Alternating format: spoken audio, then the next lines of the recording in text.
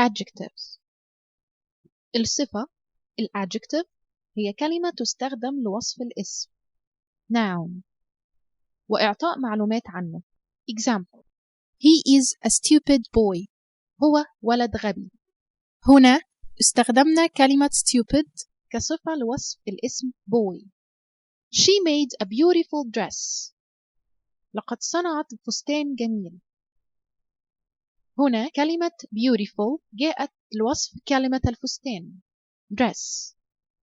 وهناك الكثير من نهايات الكلمات أو ما يسمى في الجرامر suffix تدلنا على أن هذه الكلمة صفة، وهذه النهايات هي al l كما في educational تعليمي physical مادي جسدي able capable قادر على enjoyable ممتع full hopeful مفعم بالأمل beautiful جميل atomic ذري scientific علمي if expensive غالي الثمن attractive جذاب an Indian هندي American أمريكي ant hesitant متردد applicant طالب وظيفة able permissible مباح possible ممكن ish childish طفولي boyish صبياني lee friendly ودي lovely جميل less careless مهمل useless عديم النفع us humorous ظريف famous مشهور id talented موهوب limited محدد why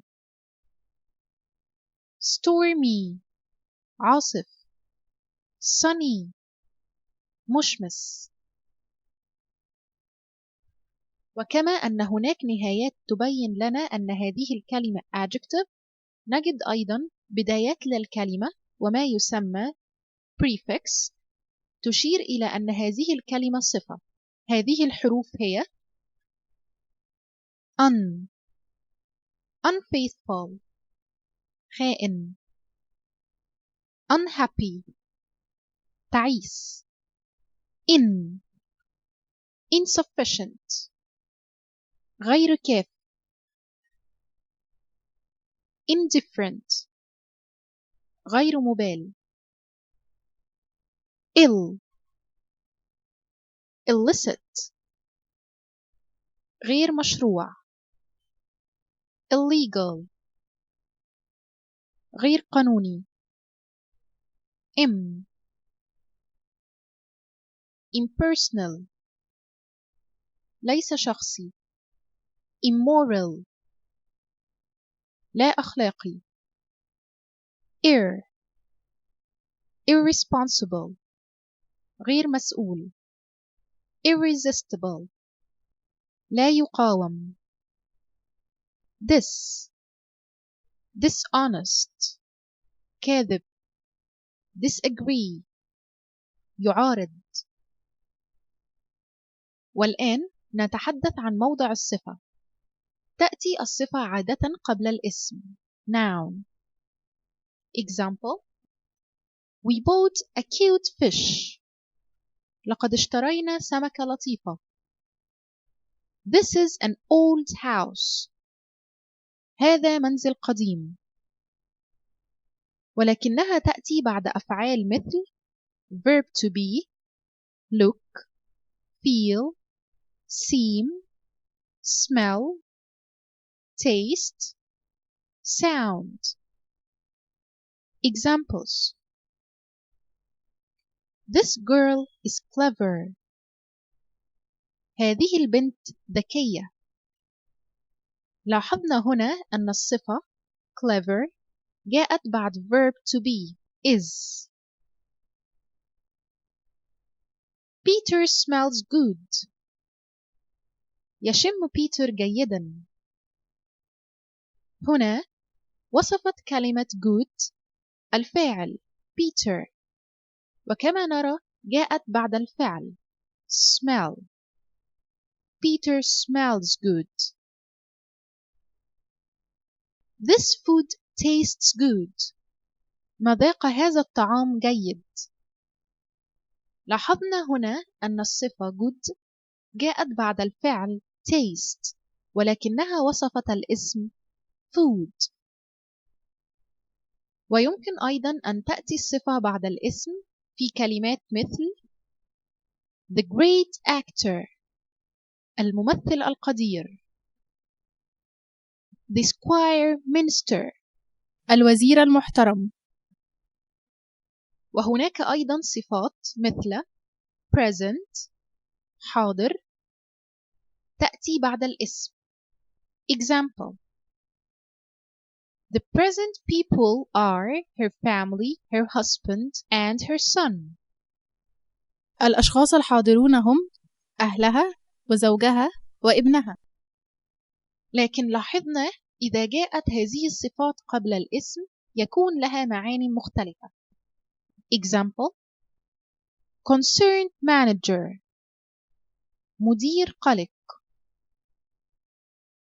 The good conditions، الظروف الجيدة. Adjectives order.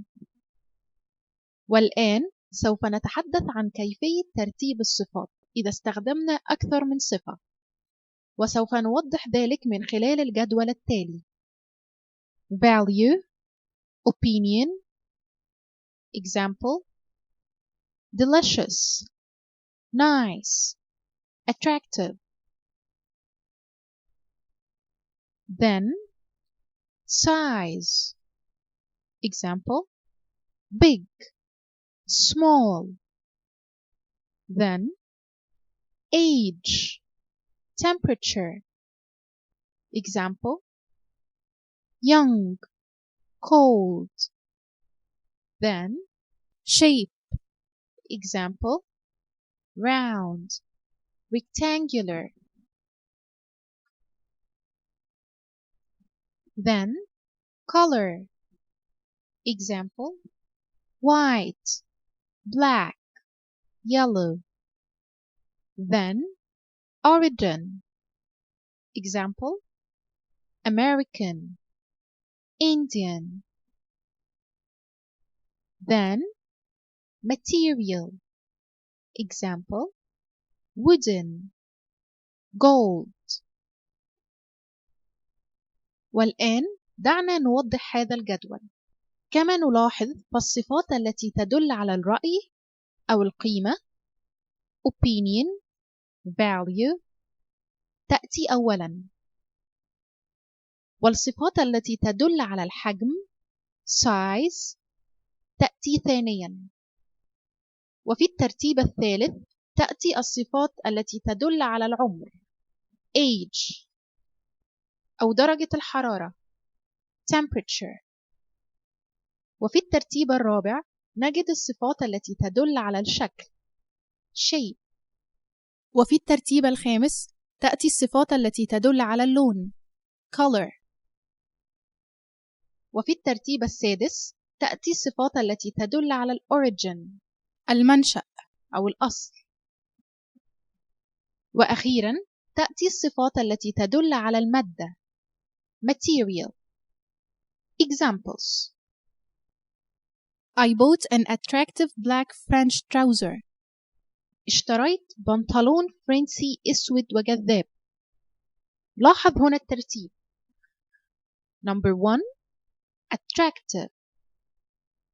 Number 2 black. Number 3 French. هنا جاءت الصفة التي تدل على الأوبينيون أولاً، وجاءت بعدها الصفة التي تدل على الكولر أو اللون، وأخيراً الصفة التي تدل على الأوريجين الأصل. Another example. What a beautiful big yellow bicycle. يا لها من دراجة صفراء كبيرة وجميلة. هنا جاءت الصفة التي تدل على الأوبينيون أولاً، وجاءت بعدها الصفة التي تدل على السايز، وأخيراً الصفة التي تدل على الcolor. He is an old Egyptian writer. نجد هنا أن الصفة التي تدل على ال age جاءت قبل الصفة التي تدل على الأصل origin. This is an attractive small face. هذا وجه صغير وجذاب. هنا أيضا جاءت الصفة التي تدل على الأوبينيون أولا، وجاءت بعدها الصفة التي تدل على السايز، وأخيرا الصفة التي تدل على الماتيريال مادة. I want a blue silk dress. أريد فستان أزرق حرير. وفي هذه الجملة جاءت الصفة التي تدل على الcolor أو اللون، وجاءت بعدها الصفة التي تدل على الماتيريال المادة.